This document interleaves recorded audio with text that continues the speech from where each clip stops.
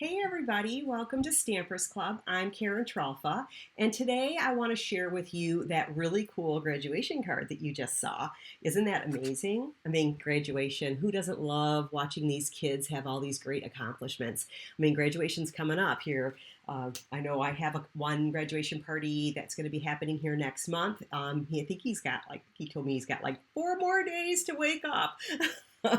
And then he's going to be able to, have a little bit of free time before he starts to get a job because, we all have to get jobs someday too. But let me show you what we're playing with. Let me switch my camera down to my table here. All right, so we're going to be making, again, like I said, this really fun graduation card. And then we're going to be doing it with the Beautiful Balloons bundle. This is a brand new bundle that's in the new catalog for 2023. And of course, it comes with some matching dies. You can purchase these individually or as a bundle. Some people only like dies, some people just like stamp sets, and of course, if you bundle it, you save some extra dollars. If you are looking to purchase, go ahead and go to stampersclub.com and click on the shopping link. But better yet, why don't you subscribe to my email? Because I did this from a sketch, and I'll be sharing a tutorial in my email this week about how to make this card based on a sketch. And of course, you can always do some alternate layouts with it too. But let me show you what else I used and we can get started. Of course, all that information's in my description down below so that you can pop on over there really quick and easy. But what we're going to start out with is some of the new Berry Burst cardstock. This was one of the new colors that came back in from a few years ago. I love that they moved this one into our core color line. If you're not familiar with Stampin' Up, we have like 40 core colors, and then every year we have 5 additional like trendy colors, so that's kind of fun. And then I've partnered that up with some of our new bright and beautiful 6x6 designer paper. So this is kind of nice because it's easy to travel. It's got lots and lots and lots of patterns front and back, right?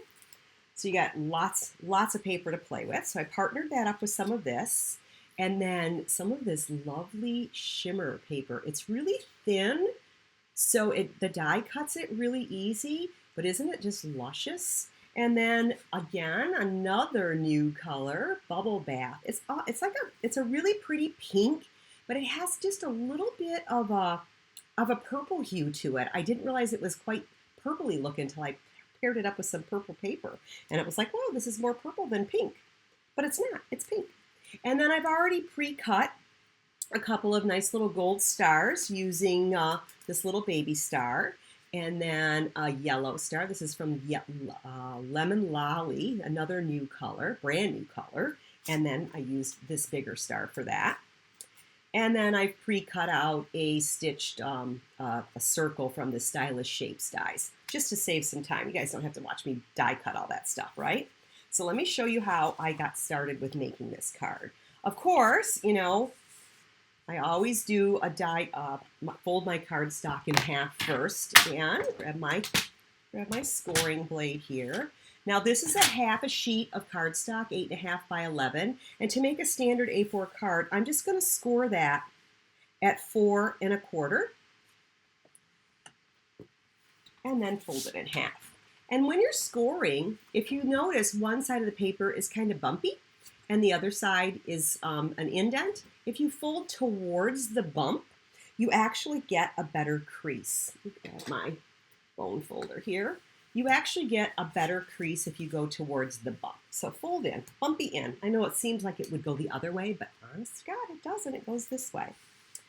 And then these 2 sheets of cardstock, I'm going to cut those down to 4 by 5 1/4. And 5 1/4, because that's going to give me that 1/4 inch or 1/8 inch border in my layers. But I need to use 2 pieces, and I just grabbed some coordinating ones here. I think I want this one. This side's got a little more of the colors I'm using. Again, it's 4 by 5 1/4. Okay. Now, what I'm going to do here is I'm going to layer these up to cut them together so that I have the perfect match. Okay. And I'm just going to get right back into my cutting board. Get that piece out of there. Get them matched up nicely. And I'm just going to cut this on an angle. So I'm just making it, let me go down here so you can see. I'm just cut it, twist that on my board so that I'm a little bit down from one end and a little bit up from the other end. There's no rhyme or reason here. It can be anywhere. And then you have this wonderful angle cut that's happening here, right? Now, I want my stripes on the bottom and my polka dots on the top. So I'm just going to put that aside, okay? So what this is going to do is this is going to ultimately layer up here right on your card. So we're just adding a single layer onto the front of the card out of this pretty designer paper. Get my adhesive right next to me, of course, right? And we're just going to get that going. And this one I'm going to just put just a little bit towards the bottom. I have this nice, just this little bit of a matting here, a little bit of this outline border. And then we'll get this one.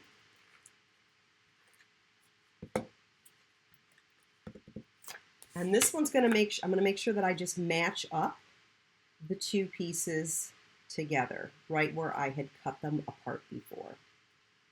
Okay. I'm going to use my bone folder just to flatten that. I had a little bit of an edge from when I cut, not a problem, but that kind of just holds it down in. You could certainly add a strip of cardstock here to kind of cover this, but we have enough going on the card that you're not even going to notice that those two pieces of paper aren't exactly one whole sheet. Now I'm going to just lay in another piece, this little piece of the bubble bath paper, and that's just going to go right in the middle. All right. Now this luscious shimmer paper, I'm going to show you what this does. This die has all these little edges in it, right? So you would get these little, if I were to cover this whole thing, I'd have all these little slivers of paper. They'd be like little teeny little strips. But I'm going to make some fringe. Let me grab my mini boss here. It's my Stampin' Cut and Emboss mini machine. And my shimmer paper. Now I just want to I want to have this exposed a little bit on one edge because I don't want to cut through the whole paper. I just want to have a little bit there. Whoops, a little crooked. Okay, get my second plate on top here. And we're just going to crank that through. The little mini one kind of bounces around my table because it's so light, but you know, it fits in the space. You know, that's the nice part, is if you're traveling or you live in a smaller space, then this works great. I don't know if you realize this, but this one also folds up just like our big boy here. So we have the large size Stampin' Cut and Emboss, and then this mini one. So those are both really nice. All right, that die over there. All right, so what that created was this fringe. It's like fringe. Isn't that cool?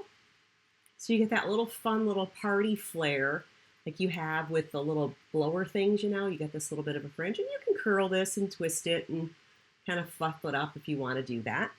What I did here, and I'm going to actually grab some liquid glue for this. And I'm just going to add a little bit of glue on the side here, because I don't want to glue down, obviously, the fringe. I want that to be loose. And I'm just going to put that just a little bit in from the edge of my bubble bath paper. And this gives like the bling. You know me, I'm usually like, there's got to be some kind of embellishment blingy going on here. But second thing, you know, what would I do without, ta-da, dimensionals? We use a ton of dimensionals here at Stampers Club. And of course, mine are almost gone. So I don't waste any part of my dimensional sheets. I trim the edges.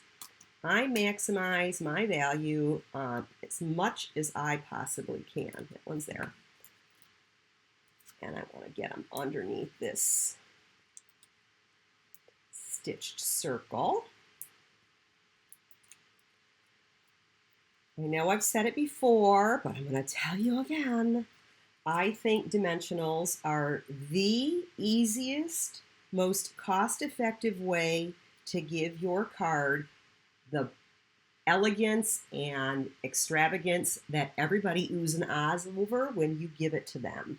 It's one of those things that it takes just not a lot, but you get that nice little texture that happens, and people, they feel it. It's almost like they can feel the card when they open it up. All right, so from the beautiful balloon stamp set, now I'm just grabbing one of the greetings for this card because I told you it was a really quick, simple graduation card. So I'm just going to get the You Did It. And I had pre-cut my yellow star here, my lemon lolly star. Now, I normally always tell you guys stamp first, cut later. But if you notice, this die's solid. So you wouldn't really be able to line up your words anyway. So advantage of the photopolymer stamp is you get to look right through it and put it where you want it. And this is just, you got plenty of room on this one. We're just going to hang out with You Did It. And by the way, I am using Misty Moonlight ink. This too used to be an in color several years ago, and they brought it back in our color refresh this year. So that's really nice. So all of you people that have your Misty Moonlight from way back when, guess what? You can restock up on all of your cardstock to go with that ink pad that you have still. So you've got some bonuses going on there. All right, let's grab another dimensional. No me. Pile them on. I'm just going to use one because it's not a big piece. And we're going to pop that over onto my, I'm going to go this way with it. Put that on my card. You did it. And then I'm going to do the same thing with these little stars. Get some smaller pieces here. I'm going to add these little tiny gold stars for some additional pizzazz. You know, we want those graduates to really feel the feeling of all of their hard work has paid off, has it not? I'll go like that. And then we'll grab another star. I'll put that one like right there. How's that? Look good? Looks good to me. Okay, so what are we missing? Ribbon. Yes, you know, I love ribbon. You don't have to do it if you don't want to. You know, the card looks super cute just the way that it is. But let's take that up one more notch with something that is super easy.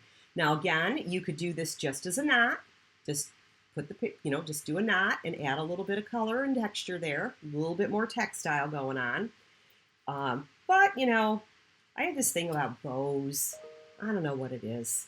So again, bows, I do 2 bunny ears, and then I tie my bunny ears together. Voila. Now, it's a loosely fit bow, and I'm going to pull one side to get it smaller and the other side to get it smaller. Now, what's happening here? I have pattern on this ribbon, but I don't have it on this side. So, a little trick there. I'm going to start over. I'm going to get my bunny ears. This is something I usually tell you not to do, but when you have a double-sided ribbon, you almost have to. I always hold this in the middle lightly when I pull these tails out to keep my ribbon flat. Well, this time I actually want to give that ribbon a flip and pull on it with the flip because I'm actually wanting to flip that ribbon over to get that to flip and tighten back up so that that's on the same side. And then again, I'll pull that side to make it a little smaller. We're going to pull that one a little smaller. I grab and tighten. And that keeps my bow pretty flat so that we save on that extra postage that sometimes, you know, our postal gals at the counter and gentlemen at the counter like to say, oh, it's bumpy. We got to add a couple more pennies. This helps keep that to the minimum. And then trim my tails. Put that out of the way. And a glue dot. Where, oh where, will Karen find a glue dot? Oh, there they are. All right, and I always put the ribbon onto the glue dot because it kind of picks it up and then I'm still hanging onto it without wearing it all over the place. And I'm just going to tuck that down right underneath that little star, just for that little bit of extra textile. Not something that's mandatory. It's definitely how to take it up a notch with just a little bit of ribbon. Doesn't take much. Now here's the original one that I showed you, right? I used different paper. So as you can see, when you're dealing with our Stampin' Up! Designer Series paper, so much of it can be mixed and matched that you really have the work taken away. You don't have to really decide and look at it. You can pick any of them and they're going to coordinate. The colors always do. That's the nice thing about Stampin' Up! So I hope that you have enjoyed making my card with me today. And again, I used a sketch. So I started with just an example of a layout, and then I just started pulling in some colors. I typically start, obviously I'm going to come with, my designer paper, which tells you right on the back of the designer paper, another tip if you haven't seen that before, Stampin' Up! Right on the back of their paper, they tell you what, I'm showing you the table and it's not even there. So, but right on the back, they tell you what colors coordinate with the paper. So it really can be like, stamping by numbers or stamping for dummies. So you can just grab a coordinating color. We have so many coordinating inks and other accessories, like the Misty Moonlight Blue is the same Misty Moonlight Blue in the card, or in the Misty Moonlight ribbon is the same as the Misty Moo in the designer paper. So you don't ever end up with any of that color clashing, which is what I like about it. Makes it like super simple for even somebody that's not as creative like me. So if you want to get the tutorial on this one and see what the sketch started like, be sure to stop in and grab that newsletter sign up, and then you'll get that in your email this week. All right, you guys, you have a great and wonderful week. Happy stamping. Bye now.